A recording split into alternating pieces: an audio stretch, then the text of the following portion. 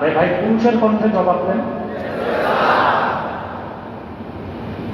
আল্লাহ বললেন, তোমাদের দাবিতে যদি তোমরা সত্যবাদী হও, মাইক ওখানে যাবে, আওয়াজটা একটু স্পষ্ট হবে, চিকন হবে, কোন ইকো থাকবে না। প্রিয় বন্ধুগণ, শুনতেছেন? তোমরা যদি তোমাদের দাবিতে শ্রেষ্ঠ হও, যে তোমরাই শ্রেষ্ঠ, সত্য হও, এগুলোর নাম করো। জিবরিল, মিকাইল, ইসরাফিল, মালাকুল মউত সহ বিলিয়ন বিলিয়ন ফেরেশতা মস্তক নত করে বলল, একটারও নাম জানি না। আল্লাহ বলেন, আদম, এবার তুমি বলো। জগৎ সৃষ্টির সূচনা থেকে কিয়ামত পর্যন্ত যত জিনিস আলামে আসবাবে এসেছে, আসবে, সব কিছুর নাম হযরত আদম আলাইহিস সালাম বলে দিলেন। শ্রেষ্ঠকে প্রমাণিত হলেন।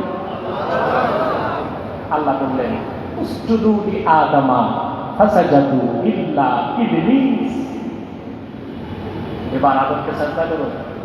সবাই সাজদা করলো, শুধু বললো না। আল্লাহ তাআলা বেহেশতে আদম আলাইহিস সালামকে দিলেন। একাই কি তার আর ভালো লাগে না, তিনি সঙ্গী সাথী খুঁজতে লাগলেন। বেহেশত এমন এক জায়গা যেখানে মুখে বলার দরকার নেই, মনে জাগলে আশা পূরণ হয় যেখানে, ওই জায়গার নাম কি? ইবনে কাসির লেখেন, ফাআলকাল্লাহু আলাইহিন নাওম। হযরত আদমকে আল্লাহ ঘুম পাড়ায় দিলেন। আল্লাহ অপারেশন করে তার একটা অংশ নিয়ে তার স্ত্রী হাওয়াকে তৈরি করে দিলেন। প্রথম ছিলেন কয়জন? এখন হলেন দুইজন। এরপর আল্লাহ তাআলা বললেন, وَقُلْنَا يَا آدَمُ اسْكُنْ أَنْتَ وَزَوْجُكَ الْجَنَّةَ وَكُلَا مِنْهَا رَغَدًا। আদম, তুমিও তোমার স্ত্রী পরমানন্দে বেহেশতে বসবাস করো। وَكُلَا مِنْهَا رَغَدًا أي واسعة। বেহেশতে যা খেতে মন চায় প্রাচুর্যের সাথে খাও। ওয়ালা তাকরাবা হাযিহি শাজারা, এই একটি বৃক্ষের কাছেও যেও না। আদম আর হাওয়াকে বেহেশতে আল্লাহ একটা আদেশ করলেন, একটা নিষেধ করলেন।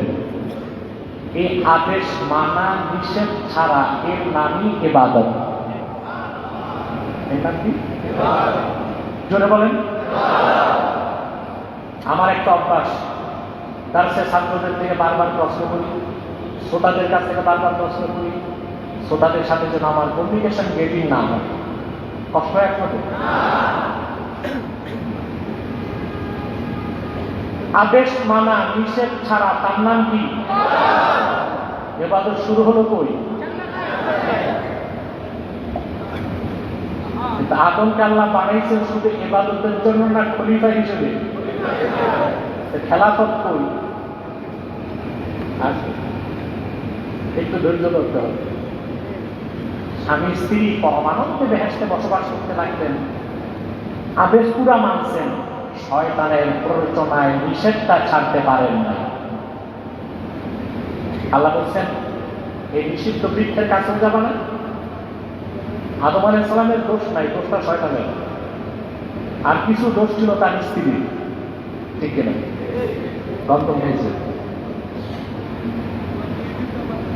বুঝতেছেন? কখনো আমরা আদম আলাইহিস সালাম নবী ছিলেন, রাসূল ছিলেন, পাপ করছেন, গুনাহ করছেন, এটা বলার ক্ষমতা আমাদের না। আছে? আমাদের দেশে অনেক পথভ্রষ্ট আছে, ইসমতে আম্বিয়াকে বিশ্বাস করে না, নবীগণ নিষ্পাপ, এরা বিশ্বাস করে না। ইমাম রাজি বলেছেন, মান আনকারা ইসমাতাল আম্বিয়া ফাকান্নামা আনকারা রিসালাতা জামিল আম্বিয়া। নবীগণ নিষ্পাপ এই কথা যে বিশ্বাস করলো না, সেজন্য 1 লক্ষের উপর নবীর রাসালত অস্বীকার করলেন। সেজন্য নবীগণ নিষ্পাপ এই কথা যারা বিশ্বাস করে না, তাদেরকে আমরা পথভ্রষ্ট, গোমরাহ মনে করে থাকি। আদম পাপ করছে, ভুল করছে, আল্লাহ বলতে পারে, কে বলতে পারে? ওটা আমরা বলতে পারি? আমরা তো সন্তান। বাবা দোষ করলে সন্তান বলতে পারে? বাবার দোষ যে সন্তান বলে, ওটা কি ভালো সন্তান না কুলাঙ্গার? কি আমরা কুলাঙ্গার না, আমরা আদমের যোগ্য সন্তান।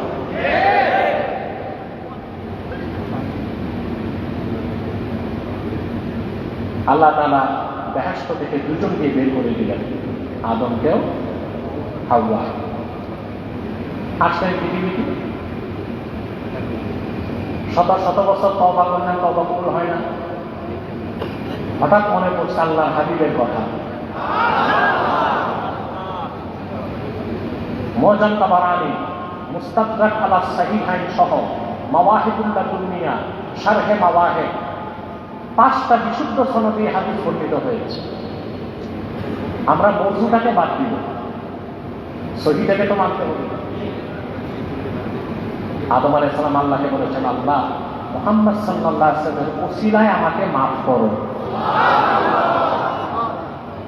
আল্লাহ বলেছেন, কাইফা আরাফতা মুহাম্মাদা ওয়া লাম আখলুকহু, মুহাম্মদ সাল্লাল্লাহু আলাইহি ওয়াসাল্লামকে চিনলা কেমন করে, এখনো তো পাঠাই নাই। আদম বললেন, আল্লাহ সাজদা থেকে মাথা তুলে তোমার আরশে আসতে দেখেছি, তোমার নামের সাথে মুহাম্মদ সাল্লাল্লাহু আলাইহি ওয়াসাল্লামের নাম লেখা আছে।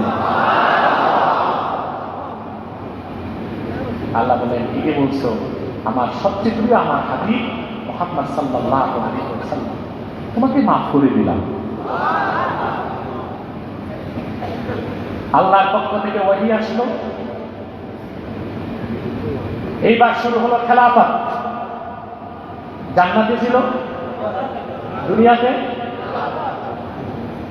সুবহানাল্লাহ। খলিফা অর্থ কি? আদম আলাইহিস সালামকে খলিফা আল্লাহ কেন বলছেন? খলিফার কাজ কি? ইমাম কুরতুবী তাফসীর কুরতুবীতে লেখেন, হাযিহি আয়াতু আসলুন ফি নাসবি ইমামিন ওয়া খলিফাতিন ইউসমাউ লাহু ওয়া ইউতা। কুরতুবী বলেন, এই আয়াতটাই মুসলমানদের মধ্যে খলিফা নিযুক্ত করা, যার হুকুম মানা হবে, যার কথা শোনা হবে, তার পক্ষে একটি আসল মৌলিক দলিল। খলিফা মানে যিনি আল্লাহর বিধানকে জমিনে প্রতিষ্ঠিত করবেন, তাকে বলা হয় কি? খলিফা। কুরতুবী আরো লেখেন, ইন্নামা সাম্মাহু আল্লাহু খলিফাতান লিআন্নাহু ইয়াখলুফুল্লাহ ফিল হুকমি বাইনা খালকিহি। আদমকে খলিফা এই জন্য আল্লাহ বলছেন, আল্লাহর বিধান আল্লাহর সৃষ্টির মধ্যে আদম প্রতিষ্ঠিত করবেন, সেজন্য তাকে আল্লাহ কি বলছেন? আপনারা তো খলিফা বুঝেন না, দর্জিরে বলেন খলিফা। দর্জি কি খলিফা না টেইলার? দর্জি কি টেইলার? খলিফা হচ্ছে ইসলামী স্টেটের চিফ এক্সিকিউটিভ, তিনি খলিফা। আর আমরা দর্জির নাম দিয়েছি। শরিয়া আদালতের বিচারপতিকে বলা হয় কাজী। আমরা আমাদের দেশে যারা বিয়ে করায়, এই যে মাথায় ছাতা, বগলে খাতা, দৌড়ায়, কি বলে? এটা কি কাজী না ম্যারেজ রেজিস্টার? এর নাম দিচ্ছে কি? হচ্ছে কুখ্যাত ইংরেজরা আমাদের মধ্যে অপসংস্কৃতি ঢুকায় গেছে। আমরা দর্জিকে খলিফা বলবো না, আর ম্যারেজ রেজিস্টারকে কাজী বলবো না। মনে থাকবে। সাউন্ডটা ক্লিন করো, মাইক অপারেটর পরিষ্কার করো।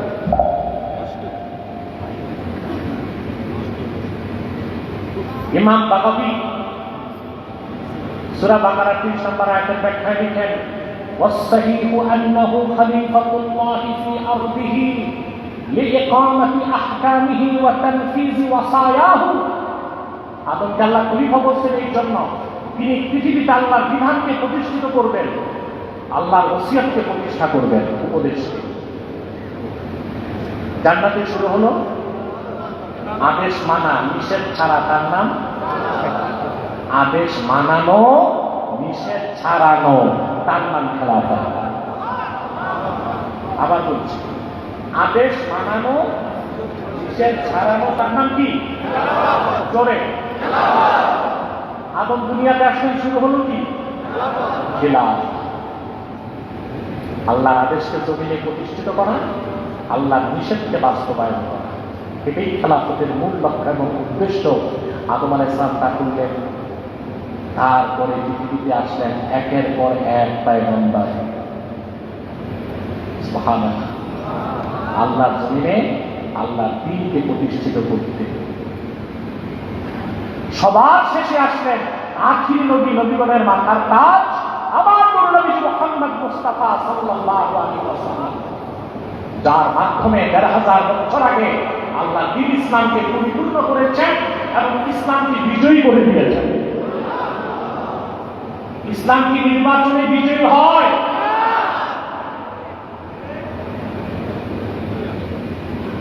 যখন আমার দেশে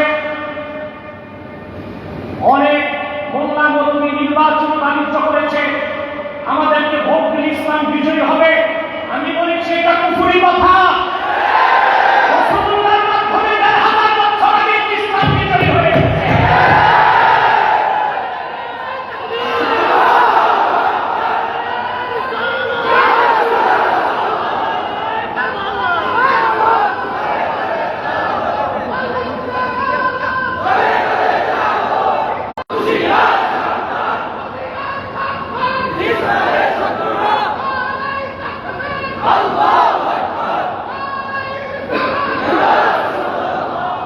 এই কথা কি আমার নাম না?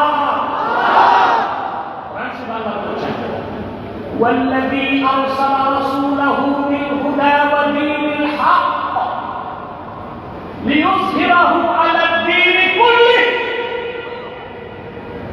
তিনি সেই আল্লাহ যে মুহাম্মদ সাল্লাল্লাহু আলাইহি ওয়াসাল্লামকে পাঠিয়েছেন মহাসত্য দ্বীন ও পরিপূর্ণ হেদায়েত সহকারে, যেন তিনি দ্বীন ইসলামকে সকল ধর্মের উপর বিজয়ী করেন। রাসূলুল্লাহর মাধ্যমে ১,৫০০ বছর আগে বিজয়ী হয়ে গেছে। আমাদের নির্বাচনের অপেক্ষা করে এটা বলা যায় আমাদেরকে ভোট দিলে শরিয়া আসতে হবে, আমাদেরকে ভোট দিলে মুসলমান বিজয়ী হবে।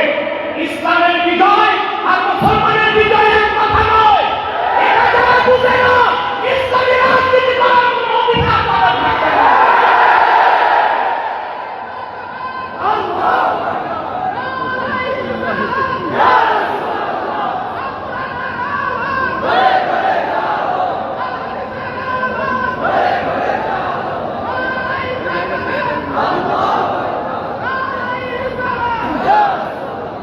সেই থেকেই তাদের সাথে আমার গল্প শুরু হলো।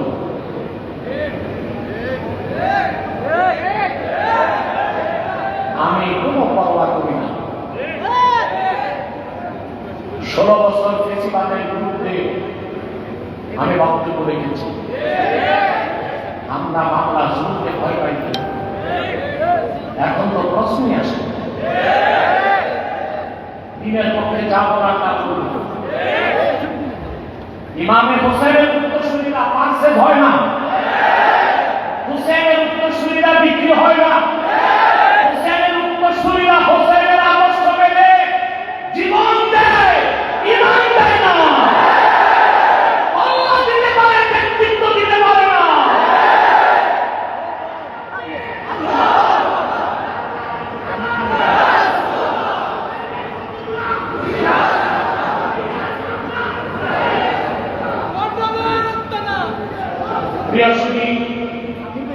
আপনাদের দেশে নির্বাচন আসলে বেচা কিনা শুরু হয়। আমারও কেনার চেষ্টা করেছি, কম দরে না, উচ্চ মূল্যে। গল্প বেশি ছিল, টেবিলের জায়গা পেয়ে আমি তা প্রত্যাখ্যান করে বলেছি আমি গণতন্ত্র বিশ্বাস করি না, খেলাফায় বিশ্বাস করি। হুসেনের উত্তরসূরি, এজিদের উত্তরসূরি।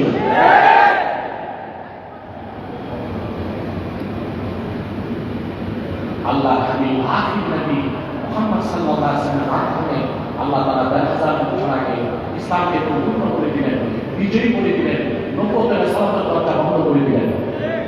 রাসূলুল্লাহ সাল্লাল্লাহু আলাইহি ওয়াসাল্লাম খেলাফতের দায়িত্ব নিয়ে গেলেন খোলাফায়ে রাশিদিন উম্মতের হাতে। তাদের হাতে বুখারীর হাদিসটি আমরা শুনেন, আল্লাহ হাবিব সাল্লাল্লাহু আলাইহি ওয়াসাল্লাম ইরশাদ করেছেন, কানা বানু ইসরাঈল তাসুসুহুমুল আম্বিয়া কুল্লামা হালাকা নাবিয়্যুন খালাফাহু নাবী ফাইন্নাহু লা নাবিয়্যা বা'দি। বনি ইসরাঈলের রাজনৈতিক নেতৃত্ব দিতেন নবীগণ। রাজনীতি মানে খারাপ, রাজনীতি মানে পচা, রাজনীতি মানে উৎপাত, রাজনীতি মানে ধান্দাবাজি না?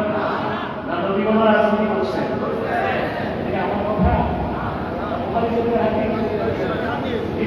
হাদিসটি মুসলিমও আছে, হাদিসটি শব্দবিদ। সুবহানাল্লাহ, বনি ইসরাঈলের রাজনৈতিক নেতৃত্ব দিতেন নবীগণ। কুল্লামা হালাকা নাবিয়্যুন খালাফাহু নাবী, একজন নবী চলে গেলে আরেকজন নবী তার দায়িত্বে আসতেন। ফাইন্নাহু লা নাবিয়্যা বা'দি, কিন্তু আমি মুহাম্মদ সাল্লাল্লাহু আলাইহি ওয়াসাল্লাম আল্লাহ সর্বশ্রেষ্ঠ সর্বশেষ নবী ও রাসূল, আমার পরে কিয়ামত পর্যন্ত কোনো নবী নাই, রাসূল নাই।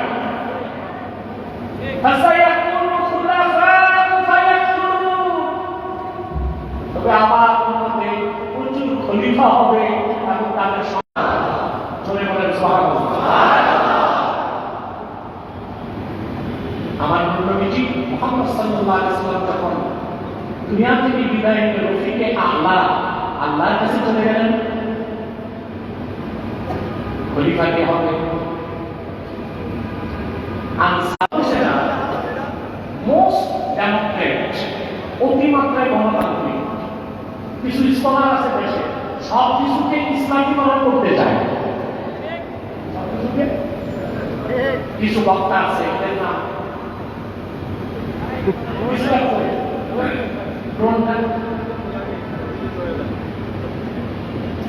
নিয়ে যাও।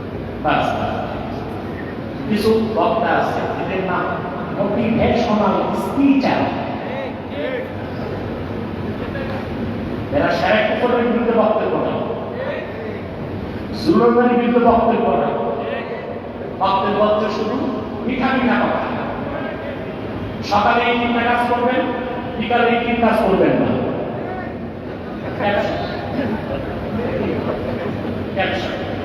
News million million.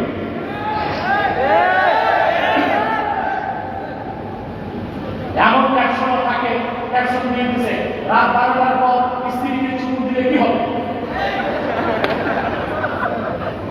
মুসলিম ছাড়া মিলিয়ন মিলিয়ন মানুষ দেখতেছে, এগুলো দেখেন আপনারা। ওনারা নাকি মোটিভেশনাল স্পিচার, শেরেকের বিরুদ্ধে কথা নেই, কুফরের বিরুদ্ধে কথা নেই, বাতিলের বিরুদ্ধে কথা নেই, ফিলিস্তিনের পক্ষে কথা বলতে গেলে ইসরায়েলের বিরুদ্ধে কোনো বক্তব্য নাই। দেখেন ওনারা জনপ্রিয়তা অর্জন করতে বলে, জনগণকে বলে কে কে হালাল প্রেম করবেন? যুবকরা হাত। আমার মনে হয় কিছুদিন পর বলবে কে কে হালাল মদ খাবেন? সব কিছুকে ইসলামীকরণ করা যায়? যেটা হারাম ছিল তা হারাম কিনা? কথা বলেন। যেটা না যায় ছিল তা না যায় কিনা? হ্যাঁ, সেটার নিয়ম হচ্ছে বিপদের সময় হারাম চেনে হারামকে গ্রহণ করা যায় সাময়িক, কিন্তু ওটাকে হালাল মনে করার সুযোগ। যারা অতিমাত্রায় গণতান্ত্রিক তারা বলে আবু বকর সিদ্দিক নাকি গণতান্ত্রিক ভাবে নির্বাচিত হয়েছে।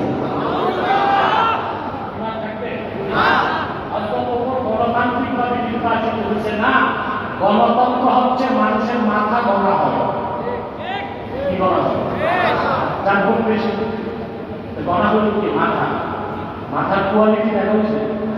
কথা বলা কোয়ালিটি গণতান্ত্রিক ভাবে নির্বাচন হয় ভোট। ঢাকা বিশ্ববিদ্যালয়ের ভাইস চ্যান্সেলরের মাথার যে মূল্য, গুলিস্তানে জুতা সেলাই করে মুচির মাথা একই হলো কোথায় ভাইস চ্যান্সেলর, কোথায় বুঝি না, এখানে মাথা গড়া হয়, মাথার কোয়ালিটি দেখা হয় না। খেলাফত হচ্ছে মাথা গড়া হয় না, মাথার কোয়ালিটি দেখা হয়। ওমরের সিদ্ধান্তে সবাই একমত হয়েছেন, সিদ্দিক আকবর খলিফা হয়েছেন। সিদ্দিক আকবর ইঙ্গিত দিয়েছেন, হযরত ওমরকে সবাই খলিফা মেনেছেন। মজলিসে শুরার ভিত্তিতে হযরত ওসমান খলিফা হয়েছেন, হযরত আলী খলিফা হয়েছেন। খোলাফায়ে রাশিদিন কয়জন? 5 জন। 4 জন না, 5 জন। আবু বকর, ওমর, ওসমান, আলী, ইমামে হাসান,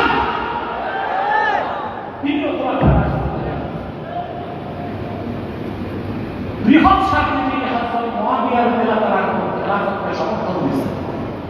ওনার সমর্থন পাওয়ার পরই হযরত মুআবিয়া খেলাফত বৈধতা পেয়েছে। সাক্ষী থেকে হযরত মুআবিয়া ইন্তেকালের পর একচ্ছত্র নিয়ন্ত্রণ প্রতিষ্ঠা করে ফাসেক ফাজের দুষ্ট লোকদের সহযোগিতায় 34 বছর বয়সে নিকৃষ্ট ইয়াজিদ খেলাফতকে দখল করার চেষ্টা করেছে।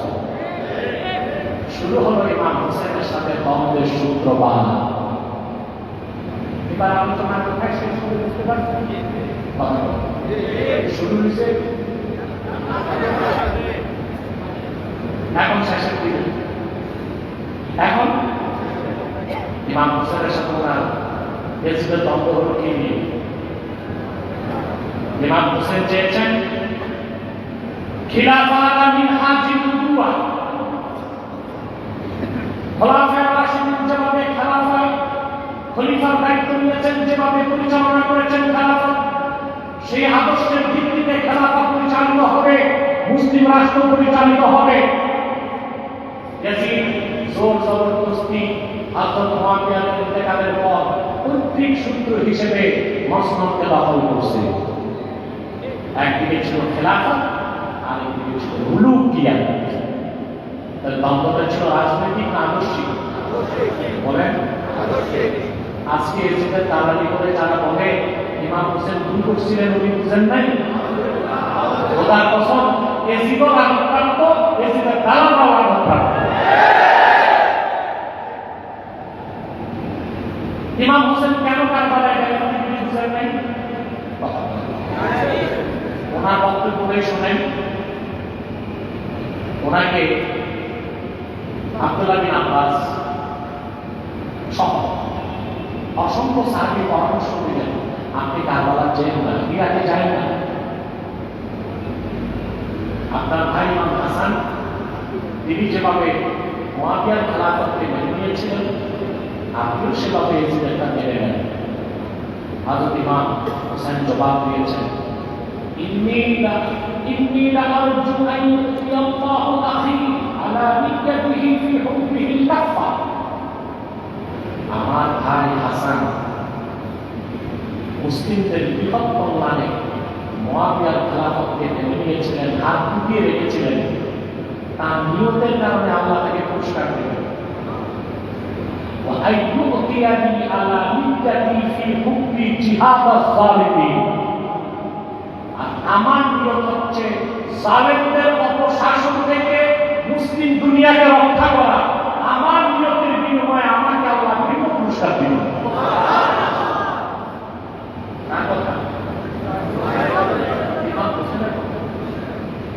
বলেছেন আমি জালেমদের বিরুদ্ধে জিহাদে যাচ্ছি। এই জালেমদের হাতে উম্মাহ নিরাপদ নয়, এই জালেমদের হাতে মুসলিম বিশ্ব নিরাপদ নয়, এই জালেমদের হাতে মুসলিম জাহান নিরাপদ নয়, এই জালেমদের হাতে শরীয়ত নিরাপদ নয়। তারপর তিনি বেরোয় কেন বলেন, তারপরের ঘটনা এত শুনছেন আপনারা বাংলাদেশে, আপনাদের বুঝতে হয়ে গেছে। কিন্তু মূল শিক্ষা যেটা হৃদয়ে লালন করতে হবে সেটা হচ্ছে ইমাম হোসেন রাদিয়াল্লাহু তাআলা আনহু কারবালার প্রান্তরে সঙ্গী সাথীদেরকে নিয়ে 61 হিজরিতে শাহাদাত বরণ করে মৌলিক যে শিক্ষা তিনি মুসলমানদেরকে দিয়ে দিয়েছেন, তার প্রথমটা হচ্ছে কাফের ও বাতিলদের সাথে কখনো আপোষ মুসলমান করতে পারে না। দুই নাম্বার হচ্ছে মুসলমানদের রাজনৈতিক আদর্শ মুলুকিয়াত জামহুরিয়াত হবে না, আদর্শ হবে খেলাফত। 3 নম্বর তিনি উটের তাজারত থেকে কারবালার প্রান্তরে ফতোয়া লিখেছেন, ইসলামে দুটো বিধান আছে, একটা রুখসাত আর একটা আযীমত।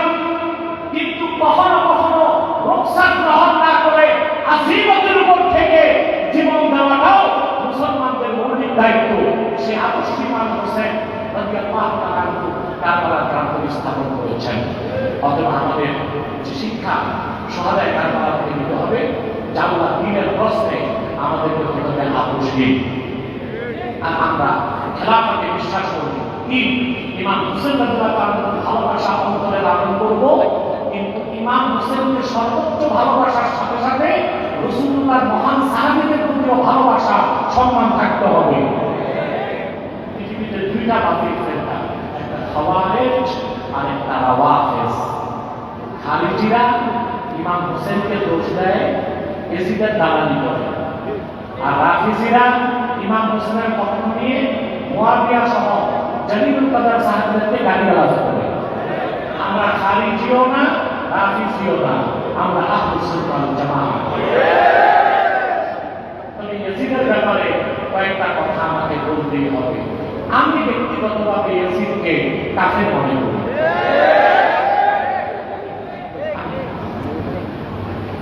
আমি প্রচুর পড়াশোনা করছি এই ব্যাপারে আমার 1 ঘন্টা 15 মিনিটের একটা ডকুমেন্টারি এটা দেখার চেষ্টা করি। আজকে তো সময় নেই, এটা দেখে নেবেন।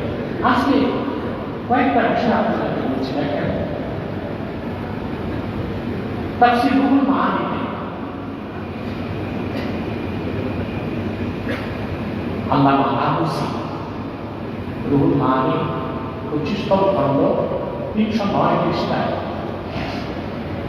তিনি কোরআন শরীফের একটা আয়াতের ব্যাখ্যা করতেছিলেন। ফাহাল আসাইতুম ইন তাওয়াল্লাইতুম আন তুফসিদু ফিল আরদ ওয়া তুকাত্তিউ আরহামাকুম উলাইকা আল্লাযীনা লা'আনাহুমুল্লাহু ফাসাম্মাহুম ওয়া আ'মা আবসারাহুম। এই আয়াতের তাফসীর করতে যে ইমাম আলুসি রুহুল মাআনি উল্লেখ করেছেন কথাটি। نقل البرزنجي في الإشاعة والهيثمي في الصواعق أن الإمام أحمد لما سأله ولده عبد الله عن معنى يزيد أحمد بن حنبل নাম শুনেছেন? কত বড় ইমাম, বুখারী উস্তাদ, মাযহাবের ইমাম, সবচেয়ে 99 বার আমার আল্লাহকে দেখছেন। গোটা সৌদি আরবিয়া রাষ্ট্রীয়ভাবে হাম্বলি মাযহাবের অনুসরণ। আহমদ বিন হাম্বলকে ওনার ছেলে আব্দুল্লাহ একদিন জিজ্ঞেস করেছে, বাবা এজিদকে লানত করা যাবে? জিজ্ঞেস করছেন আহমদ বিন হাম্বল, ওনার ছেলে জিজ্ঞেস করছেন, বাবা এজিদকে জিজ্ঞেস করছে এজিদকে লানত পোষণ করা যাবে? আহমদ বিন হাম্বল এক কথায় আল্লাহ কোরআন শরীফে যারা লানত বর্ষণ করছেন তাদের লানত দেওয়া যাবে না কোন অর্থে। আহমদ বিন হাম্বল فقال عبد الله قد قرأت كتاب الله عز وجل فلم أجد فيه معنى يزيد। বাবা আমি তো কোরআন শরীফ পড়া করছি, আমার প্রশ্ন আছে, এজিদকে তো কোরআন শরীফে আল্লাহ তাআলা লানত দিতে পারেন।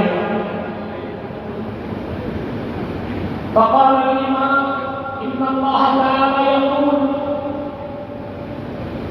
حضرت أحمد بن حنبل তখন এই আয়াতটা পড়লেন, فهل عسيتم إن توليتم أن تفسدوا في الأرض وتقطعوا أرحامكم أولئك الذين لعنهم الله فأصمهم وأعمى أبصارهم।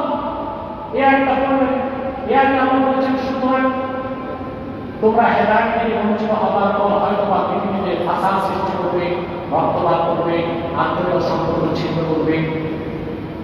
আল্লাহ বলেন তাদের উপর আল্লাহর পক্ষ থেকে লানত বর্ষিত হয়। আল্লাহ তাদেরকে অধীর করে দিয়েছেন এবং অন্ধ বানিয়ে দিয়েছেন।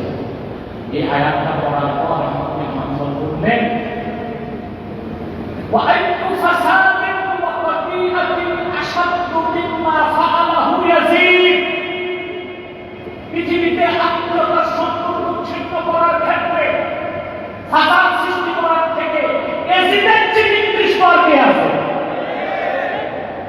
সে সাধারণ মানুষের রক্তপাত ঘটায় নাই, রাসূলুল্লাহর কলিজার টুকরা ফাতেমার নয়নের পুত্রী ইমাম হোসেনকে শহীদ করা হয়েছে তার নির্দেশে।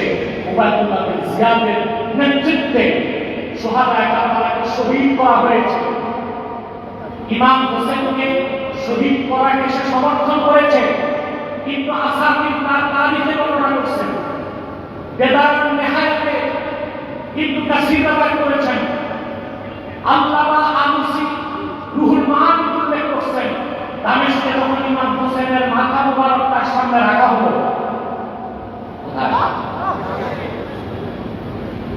বড় ঢাল আছে না, ঢালের মাঝখানে ইমাম হোসেনের নুরানি মাথা মুবারক, চারপাশে বাকি শহীদদের মাথা। খুব খালি এসি উৎফুল্ল করে বলতেছে, না আবার গোয়া ডাক তখন চিৎকার করছে, ডাক সে বলল, না আবার গোয়া কুলতু কুল আল্লাহ তাকুল কাদিন তাজাইতু মিনার রাসূলি দুয়ুনি। সে বলল, কাক তুমি চিল্লাও বা না চিল্লাও, আমি আজকে মুহাম্মদ সাল্লাল্লাহু আলাইহি ওয়াসাল্লাম বদর যুদ্ধে কুরাইশদের শত্রু কাফের নেতাকে নিহত করেছিলেন, আজকে হোসেনকে হত্যা করিয়ে আমি সেই প্রতিশোধ দিলাম।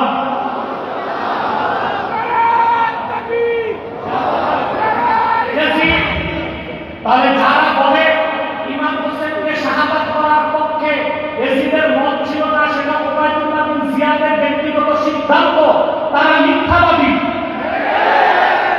তারা খালিদের উত্তরসূরি। ঠিক কিনা বলে? প্রিয় ভাইয়া, ইমাম হোসেন রাদিয়াল্লাহু তাআলা শাহাদাতকে সে সমর্থন করেছে। তার নিযুক্ত গভর্নর তার নির্দেশে মদিনাতুল মুনাওয়ারাতে ত্রাস সৃষ্টি করেছিল। তার নির্দেশে তার নিযুক্ত গভর্নর মক্কা মুকাররমাতে ত্রাস সৃষ্টি করেছে, হারামের মধ্যে আঘাত করছে। তার চেয়ে বড় ভাষার সৃষ্টিকারী আছে দুনিয়ায়? তার চেয়ে বেশি আত্মীয়তার সম্পর্ক ছিন্নকারী আছে দুনিয়ায়? সেজন্য আহমদ বিন হাম্বল বলেছেন, আল্লাহ পক্ষ থেকে আগত লানতের সবচেয়ে বড় হকদার হচ্ছে এজিদ। যারা এজিদকে বলে রাদিয়াল্লাহু আনহু, কাফের বলবে কি বলবে না ওটা ব্যক্তিগত মত। অনেক ইমাম কাফের বলছে, অনেকে ফাসিক বলছে, ভালোতে কেউ বলে নাই। তো যারা এজিদের দালালি করে তারা আসলে খালিদের উত্তরসূরি। আবার যারা হযরত মুয়াবিয়াকে গালিগালাজ করে তারা রাফিজিদের উত্তরসূরি। খালিজি বলেন, খালিজি না, না খালিজি রাফিজি আহলে সুন্নাত হুসাইনি কাফের, হুসাইনের উত্তরসূরি। আরেকটা বক্তব্য আমি শেষ করে দিচ্ছি। রুহুল মাআনিতে আল্লামা মাহমুদ আলসি হানাফি মাযহাবের শ্রেষ্ঠ মুফাসসিরদের একজন তিনি। আমরা যত তাফসীর করি অধিকাংশ শাফিঈদের তাদের, কিন্তু মাহমুদ আলসি ছিলেন হানাফি। 30 খণ্ডে কোরআনের তাফসীর লিখে হানাফিদেরকে ঋণমুক্ত করে গেছেন। মাহমুদ আলসি প্রায় 4 পৃষ্ঠা তিনি আলোচনার পর তার সিদ্ধান্ত তুলে ধরেছেন। মাহমুদ আলসি রহমাতুল্লাহ তাফসীর রুহুল মাআনিতে তিনি বলেন, এটা মাহমুদ আলসির মত। আমি যে চিন্তা কাছে করি এটা আমার ব্যক্তিগত মত না, আমার মতের পক্ষে 27 জন মুজতাহিদের বক্তব্য আছে। কতজন?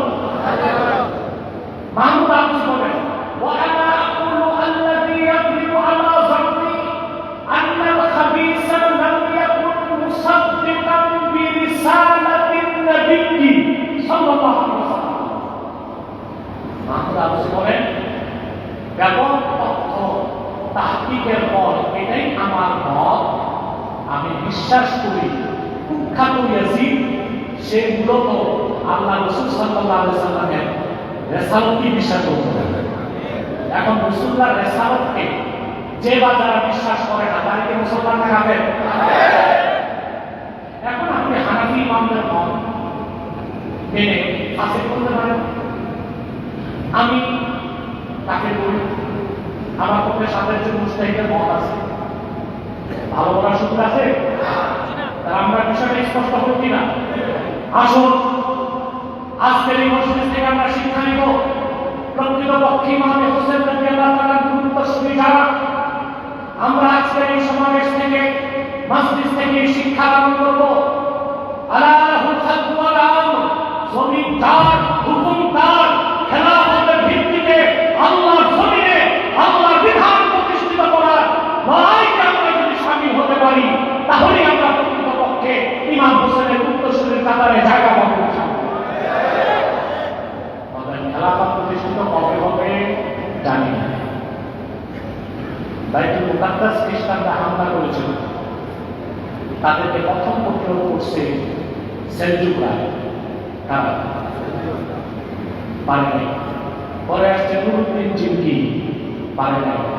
পরে আসছে সালাউদ্দিন আইয়ুবী। 212 বছর পরে খ্রিস্টান ক্রুসেডাররা পরাজিত হয়েছে, বাইতুল মুকাদ্দাস বিজয়ী হয়েছে। খেলাফতে ওসমানিয়া অবসানের পর 1922 সালে জিএনএ গ্র্যান্ড ন্যাশনাল অ্যাসেম্বলির মাধ্যমে শরিয়া রাষ্ট্র করা যাবে না, তুরস্কতে ইংরেজরা আইন করেছিল। মাত্র 100 বছর পার হয়েছে, অতএব খেলাফত ভিত্তিতে শরিয়া রাষ্ট্র কায়েম করা যাবে না, এইরকম নৈরাজ্য নিরাশ আমরা হতে পারি না। আমাদের কাজ আদর্শকে পালন করব, সফলতাকে দিবেন আল্লাহ। আমাদেরকে কবুল করুন, আল্লাহ আমাদেরকে মঞ্জুর করুন। যারা আজকে আয়োজক, যারা আজকে উদ্যোক্তা, তাদের সকলকে আল্লাহ তাআলা আঞ্চলিক আজিম তার আমি সকলের হায়াত আল্লাহ তাআলা দারাজুল আর ফাউন্ডেশন চত্বরে, বাইতুল মুকাররমের চত্বরে ইমাম হোসেন রাদিয়াল্লাহু তাআলার স্মরণে সোহাদায়ে কারবালার স্মরণে আছে। আপনারা খুশি না বেজার? কত বছর মুক্তির চান? আপনাদের আগামী বছরের প্রস্তুতি রাখবেন। আল্লাহ যেন আমাদেরকে কবুল করেন। জি, আসুন আমরা একটু সালাত সালাম করে নিই। সাল্লাল্লাহু